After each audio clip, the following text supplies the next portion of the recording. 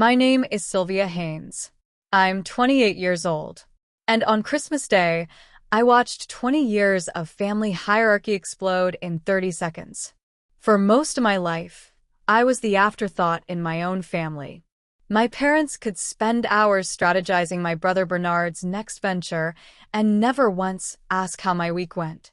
I was the kid who taught herself to code in a studio apartment while everyone else celebrated his visionary ideas. I got used to being dismissed until that afternoon. We were sitting around the Christmas table, the usual scene: glazed ham, sweet potatoes, twinkling lights reflecting off the china. My dad was leaning toward Bernard, nodding enthusiastically about his latest pitch deck, already reaching for his checkbook. My mom was beaming, asking if he needed anything else, anything at all. I was there, too, quietly passing the gravy like always. Then Bernard looked at me with that condescending smile he's perfected over the years and said, "So, are you still playing around with that little computer thing of yours?" I didn't get defensive. I didn't argue. I just took a sip of wine and said as casually as if I were commenting on the weather, "Actually, I sold it."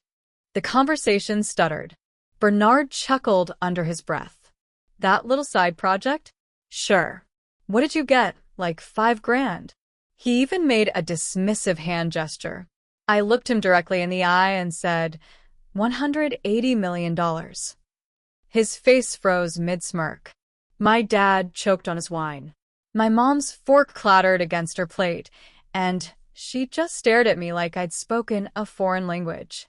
In that moment, every birthday they'd forgotten, every achievement they'd minimized, every time they'd made me feel invisible came crashing down on them instead of me. If you want to see how a $50 gift card turned into a $180 million company and a family reckoning, hit that subscribe button right now. Because what comes next is going to blow your mind. I remember Bernard's 16th birthday like it was yesterday. My parents rented out the entire back room of Romano's, the nicest Italian restaurant in town. There were balloons everywhere, a DJ, at least 40 people, and a 3-tier cake that probably cost more than our monthly grocery bill. But the real showstopper came at the end of the night when my dad stood up, clinked his glass, and gave this long speech about how proud he was of his son, how Bernard was destined for greatness, how the world better watch out. Then he handed Bernard a set of keys. Not just any keys. Keys to a brand new Honda Accord, parked right outside with a giant red bow on the hood. I watched Bernard's face light up like he'd won the lottery. My mom was crying happy tears. Everyone was cheering and taking photos. Bernard kept saying, "No way, no way," but you could tell he absolutely expected it. He'd been dropping hints for months. I was 14 at the time, sitting at the edge of the crowd, clapping along with everyone else. I remember thinking, wow, when I turn 16, I wonder what they'll do for me. 2 years later, I found out. My 16th birthday fell on a Tuesday. My mom made spaghetti for dinner, which was nice, I guess. There was a grocery store sheet cake with "Happy Birthday, Sylvia" written in blue icing. My dad asked me how school was going. Bernard didn't even come home. He was out with friends. After we ate, my mom handed me a card with a $50 Target gift card inside. She smiled and said, "We thought you could pick out something you really want. You're so practical, Sylvia. We knew you'd appreciate the freedom to choose." I stared at that gift card for a long time. $50. Bernard got a car worth $15,000. I got $50 and a speech about freedom of choice. When I didn't react the way she expected, my mom added, "You know, experiences matter more than things. Material gifts are so superficial. We're raising you to value what really counts." I wanted to scream. I wanted to ask why Bernard's materialism was celebrated with a literal automobile while mine was lectured about with a Target gift card. But I didn't.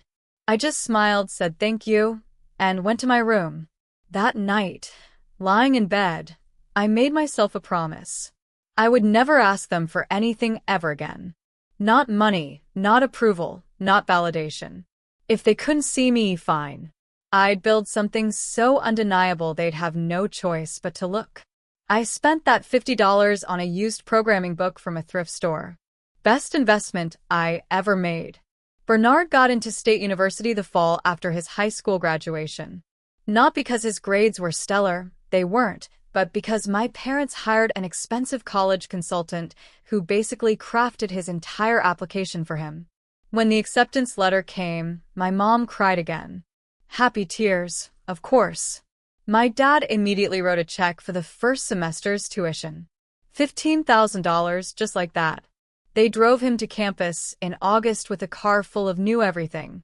New laptop, new bedding, new mini fridge, new wardrobe. My mom spent weeks shopping for him, making sure he had the full college experience. They stayed for the entire move-in weekend, took him to dinner, met his roommate's parents, the whole production. I was 17, starting my senior year of high school, watching all of this from the sidelines. When I brought up college that winter, my dad looked at me over his newspaper and said, "Have you thought about community college? It's a smart financial choice. You're so independent, Sylvia. You'll figure it out." I applied for every scholarship I could find. I filled out the FAFSA by myself, Googling terms I didn't understand. Asked my parents to co-sign a small student loan, just enough to cover books and fees. My dad said no. He said it wouldn't be responsible to saddle me with debt, that I should learn to live within my means.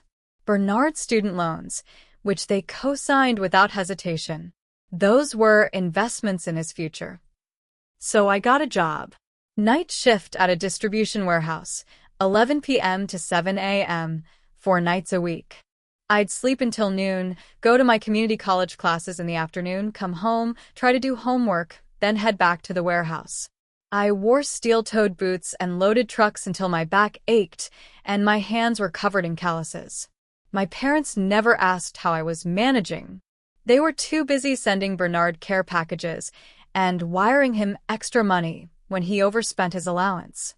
Meanwhile, I was learning database management in a fluorescent-lit classroom that smelled like burnt coffee, taking notes on a laptop I'd saved 6 months to buy.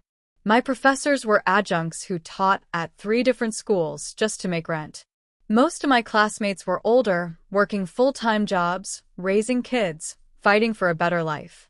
I learned more about resilience in those 2 years than Bernard learned in 4 years of fraternity parties and my parents' blank checks. When Bernard graduated, they threw another party, rented a hall, invited everyone they knew, gave speeches about his bright future. When I finished my associate's degree, my mom texted me congrats with a thumbs-up emoji. I didn't care anymore. By then, I'd already started building RouteSync on my refurbished laptop during my breaks at the warehouse. I didn't need their celebration. I needed their dismissal to fuel me. And it did. My early 20s looked nothing like Bernard's. While he was networking at alumni mixers and going to Cancun for spring break on my parents' dime, I was living in a 400-square-foot studio apartment that smelled like the Chinese restaurant downstairs. The warehouse job became my entire world. Every night at 10:45 p.m., I'd lace up those steel-toed boots, tie my hair back, and clock in. The work was brutal and mindless. Scan a box, lift it, stack it on a pallet, repeat. For 8 hours straight, my body was on autopilot while my mind wandered. That's when RouteSync was actually born. Not in some inspirational moment, but out of pure frustration. I watched our warehouse supervisors struggle with the same problem every single night. Trucks would arrive in the wrong order. Drivers would waste hours sitting in loading bays because nobody coordinated the schedule. Deliveries got delayed. Money got wasted. And I kept thinking, there has to be a better way to route this. So I started sketching ideas during my lunch break. Flow charts on napkins. Algorithms scribbled in the margins of my community college notebooks. I didn't know if it would work. I just knew the problem was real and nobody was solving it. When my shift ended at 7 a.m., most people went home to sleep. I went home to code. I'd bought a refurbished laptop for $200, a Dell that crashed twice a week and had a battery that died after 40 minutes. I'd plug it in at my tiny kitchen table, which was also my desk, my dining room, and my entire workspace. I taught myself Python through free YouTube tutorials. I learned SQL from outdated textbooks I found at Goodwill. Every error message felt like a personal insult, but I kept going. Some mornings, the sun would come up and I'd still be there, eyes burning, fingers cramping, surviving on gas station coffee and spite. I'd look at my code, see it was garbage, and delete hours of work. Then I'd start over. My parents called once every few weeks. They'd ask how I was doing in that distracted way people ask when they don't really want details. I'd say, "Fine, working a lot," and they'd say, "That's good, sweetie," and then spend 20 minutes telling me about Bernard's new internship or his apartment upgrade or whatever mediocre thing he was doing that week. They never asked what I was working on. They never wondered why I sounded exhausted. They never offered to help. And honestly, I'm glad they didn't. Because if they had shown even the slightest interest, I might have let them in. I might have given them credit they didn't deserve. Instead, every ignored phone call, every dismissive comment, every time they forgot to ask about my life became fuel. By my 24th birthday, RouteSync had its first working prototype. I tested it on paper routes in my neighborhood. It worked. I was onto something real. Bernard's first business idea came about 6 months after he graduated. He called it Fresh Connect, some kind of farm-to-table subscription service that was supposed to revolutionize local food delivery. He pitched it to my parents over brunch, and by dessert, my dad had agreed to invest $35,000. Fresh Connect lasted 4 months. Turns out Bernard hadn't researched permits, didn't understand cold chain logistics, and got bored once the actual work started. When it collapsed, my parents consoled him. My mom actually said, "Failure is how entrepreneurs learn, honey. We're so proud of you for trying." 6 months later, he launched a cryptocurrency trading app. Another $40,000 from my parents. That one died even faster when Bernard realized he'd have to understand actual financial regulations. Then came the coffee shop. He found a space in a trendy neighborhood, convinced my parents it was a sure thing, and walked away with $60,000 for renovations and equipment. The coffee shop opened with great fanfare, a line out the door on day one because Bernard's friends showed up for the Instagram photos. By month 3, he was hemorrhaging money because he'd priced everything wrong and kept giving away free drinks. He closed it after 8 months, blaming the landlord and the neighborhood, and everything except his own incompetence. His fourth venture was some kind of consulting firm where he'd advise other startups. The irony was lost on him. My dad gave him another $45,000 for an office lease and marketing materials. That one quietly dissolved after Bernard failed to land a single client. For businesses, $180,000. Zero revenue. And through all of it, my parents never stopped believing in him. They tell their friends, "Bernard's between ventures right now," like he was some visionary taking a strategic pause instead of a serial failure burning through their retirement fund. Meanwhile, I'd finally gotten RouteSync to a place where it actually worked. Not just in theory, but in practice. I'd spent a year cold calling small logistics companies, offering free trials, proving the software could save them money. Most hung up on me. A few listened. Then I landed Martin & Sons Trucking, a regional company with 40 trucks and a routing nightmare. Their operations manager, Tom, was skeptical but desperate enough to give me a shot. I gave them a 3-month trial. By week 2, they'd cut fuel costs by 18%. By month 3, their delivery times had improved by 22%. Tom called me into his office and said, "Whatever you're charging, it's not enough." They signed a 2-year contract worth $85,000. My first real client. My first real revenue. I wanted to tell someone. I wanted to celebrate. I actually called my mom, hands shaking with excitement. "That's wonderful, sweetie," she said, distracted. "Listen, I have to go. Your brother's coming over to talk about a new business opportunity, and I'm making his favorite dinner." I hung up and stared at the contract on my screen. I didn't need them to celebrate. I had proof now. Proof that I was building something real, while Bernard was just burning their money. That was enough. This is where everything changes. If you're not subscribed yet, do it now, because the moment Sylvia walks away from $75 million is going to shock you. The acquisition offer came out of nowhere. I was 26, RouteSync had 12 full-time clients, and I was still working out of that same cramped studio apartment. My laptop had finally died, and I'd upgraded to a used desktop that sounded like a jet engine when it processed large datasets. Then Marcus Chen from Titan Logistics reached out. Titan was massive, one of the biggest supply chain companies in the country. Marcus flew to meet me at a coffee shop near my apartment. He showed up in a suit that probably cost more than my monthly rent, ordered a black coffee, and got straight to business. "We've been watching RouteSync," he said. "Your optimization algorithm is impressive.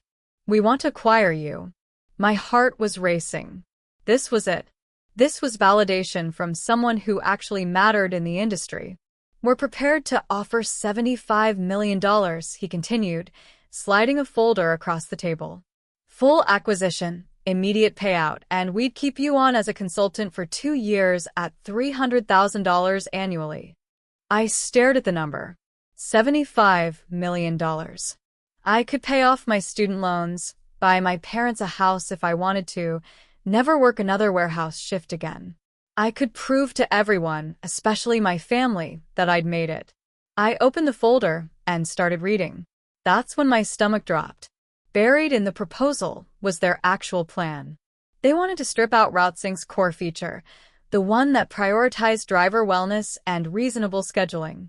Titan wanted pure efficiency, routes that squeezed every second out of drivers regardless of overtime, fatigue, or safety. They wanted to turn my software into exactly the kind of exploitative tool I'd built RouteSync to replace. "This section here," I said, pointing. "You want to remove the driver fatigue protocols?" Marcus nodded. "They're limiting optimization potential. Our analysts estimate we can increase efficiency by another 34% if we remove those constraints." Those constraints exist because drivers are human beings, not machines. He smiled like I'd said something charmingly naive. "Sylvia, with $75 million, you could build whatever passion project you want. This is business. We need maximum efficiency." I closed the folder and slid it back across the table. "I didn't build RouteSync to burn out drivers for profit margins," I said. "I built it because I've been that exhausted worker stacking boxes at 3 a.m. If you got the software's ethics, it's not RouteSync anymore. It's just another exploitation engine." Marcus's smile faded. "You're walking away from $75 million over driver break times?" "I'm walking away from $75 million because some things aren't for sale." He left the folder on the table anyway, told me to think about it. I threw it in the trash on my way out. My hands were shaking the entire walk home. I just refused more money than I'd ever imagined having. But when I looked at myself in the mirror that night, I didn't see regret. I saw someone who wouldn't compromise. Not even for $75 million. 6 months after I turned down Titan's offer, a different buyer approached me. A mid-sized logistics company that actually understood what RouteSync was built for. They wanted to expand the software, not gut it. They offered $180 million and creative control over the technology's future development. I said yes. The wire transfer hit my account on November 18th. I stared at my banking app for 20 minutes, refreshing it over and over like the numbers might disappear. They didn't. I was worth $180 million and nobody in my family had any idea. My mom called 2 weeks later. "Sylvia, are you coming home for Christmas? It would mean so much to your father and me. Bernard's bringing his new girlfriend." Of course Bernard was bringing someone. Another chance for my parents to fuss over him, to make everything about his life, his choices, his future. I almost said no. I'd spent the last several Christmases working, using the holiday as an excuse to avoid the annual reminder of how little I mattered to them.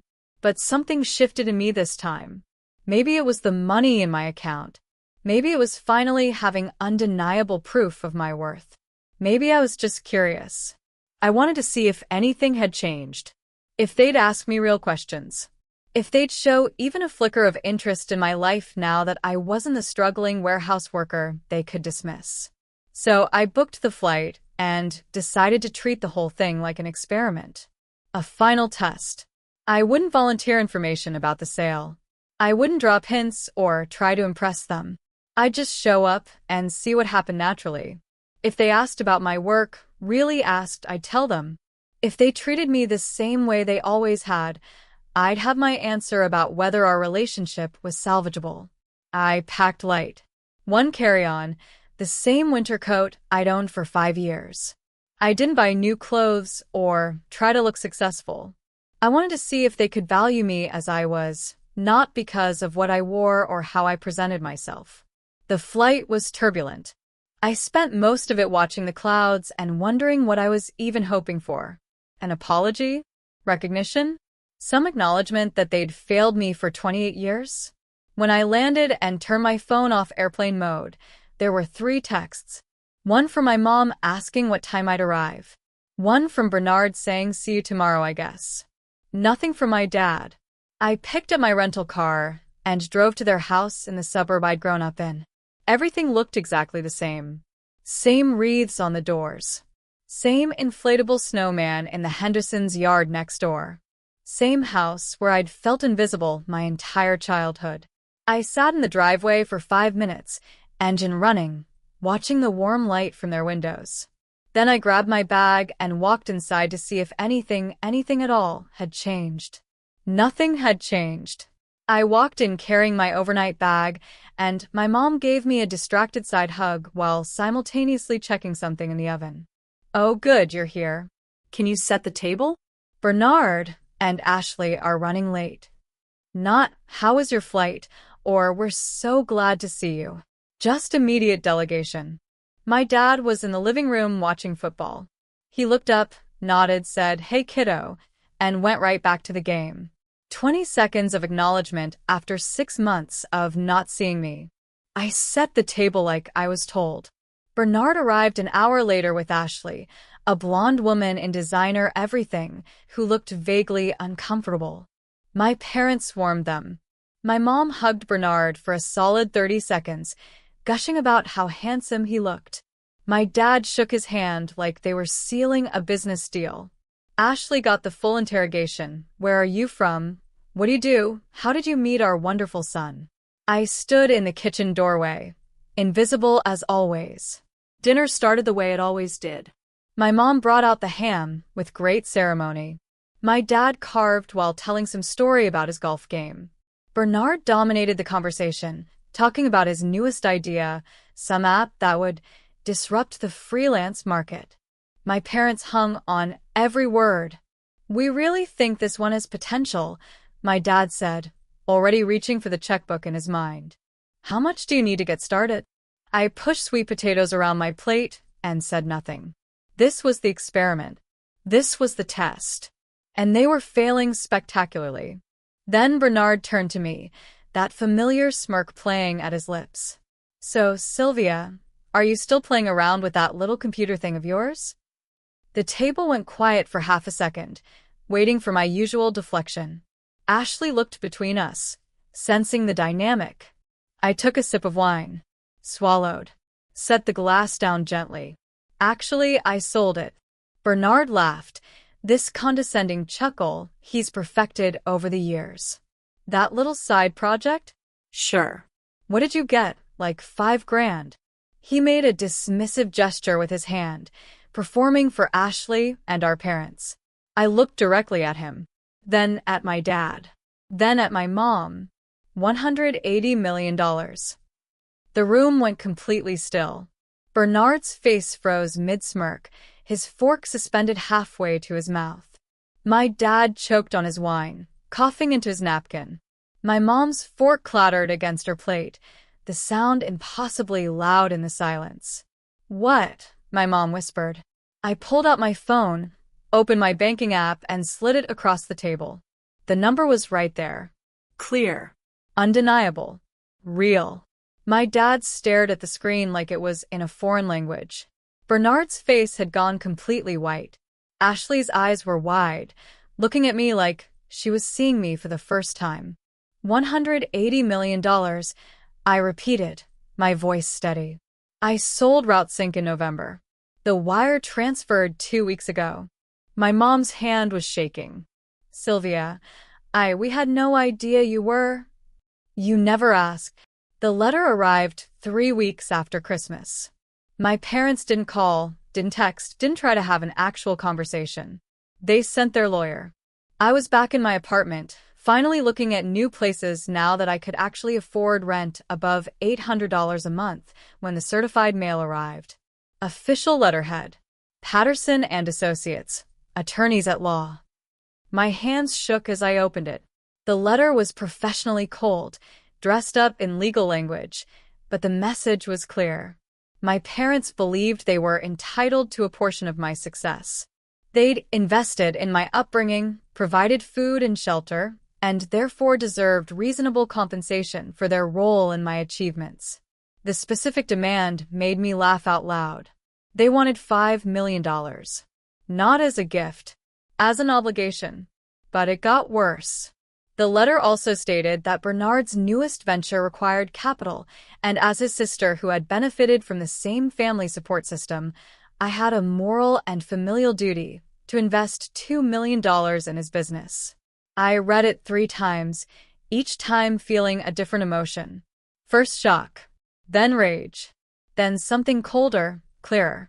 They hadn't contributed a single dollar to my education, hadn't co-signed a loan, hadn't bought me a laptop or paid for a single class.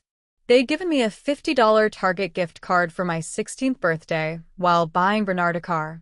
They'd funded his 4 failed businesses with $180,000 while I worked night shifts and taught myself to code. And now they wanted $7 million because they'd fed me as a child?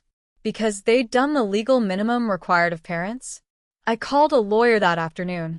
Not just any lawyer, the best attorney I could find who specialized in family law and asset protection. Her name was Rebecca Torres, and she listened to my entire story without interrupting. When I finished, she was quiet for a moment. Sylvia, I need you to understand something. What they're attempting has no legal basis whatsoever. Parents don't get to bill their adult children for childhood expenses. This letter is intimidation, nothing more. I want to respond, I said, officially. Rebecca's letter arrived at my parents' house 4 days later. I never saw it, but she read me the key paragraph over the phone, and I could hear the smile in her voice. Mr. and Mrs. Haynes provided their son Bernard with approximately $180,000 in business investments over 6 years, none of which generated returns. They provided Ms. Haynes with a $50 gift card for her 16th birthday and 0 financial support for her education or business endeavors. Ms. Haynes owes them nothing legally, morally, or financially. Any further contact regarding monetary demands will be considered harassment and addressed accordingly. Rebecca also included an itemized list of every penny they'd given Bernard versus what they'd given me. The contrast was devastating. They never responded. Not legally, anyway. But my mom did call. 2 weeks later, crying. My mom's first call went to voicemail. So did the second, third, and fourth. On the 5th attempt, she left a message, her voice thick with tears. Sylvia, please. We need to talk. I know we made mistakes, but we're still your family. Your father and I were struggling right now, and Bernard's going through a really hard time. We just need. I deleted it before she could finish. I knew exactly what she needed. Money. Forgiveness, without accountability. A daughter who would rescue them from the consequences of their own choices. 2 days later, a text came through. Long, rambling, desperate. Sylvia, I'm so sorry for everything. I know we didn't support you the way we should have. I see that now. You deserved better. We were wrong to send that lawyer letter. Your father feels terrible. Bernard is devastated. Please, can we talk? We're family. Family forgives each other. I'm your mother. I love you, We can fix this if you just give us a chance. I stared at that message for a long time. A year ago, maybe even a month ago, some part of me would have softened, would have wanted to believe that she meant it, that they'd actually changed, that I could finally have the parents I'd always needed. But I'd started therapy 3 weeks earlier.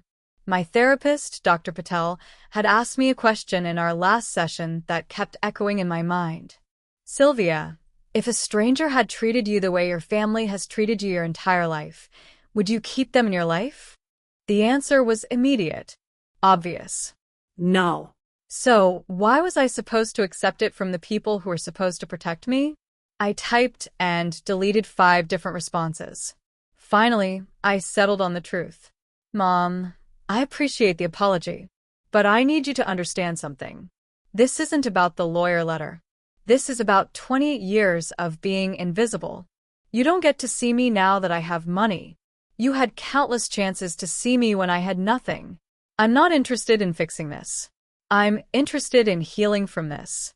I wish you well, but I need space. Please respect that. I blocked her number before I could second-guess myself. My dad never reached out. Not once. That told me everything I needed to know. Bernard sent one text, 3 months later. You really going to cut off your whole family over money? I didn't respond. He still didn't get it. It was never about the money. If this story is hitting home for you, please subscribe. Share it with someone who needs to hear it. And leave a comment telling me what boundaries you're proud of setting. This channel is for people who chose themselves. A year has passed since that Christmas dinner. I bought a house with big windows and a room I converted into an office. I hired people I trust to help run RouteSync's expansion. I started a scholarship fund for community college students working night shifts. And I sleep better than I ever have in my life. Because I finally understand the truth. I was never the problem. I was never too much or not enough. I was just a daughter who deserved to be seen, born to parents who refused to look. The freedom in accepting that? Priceless.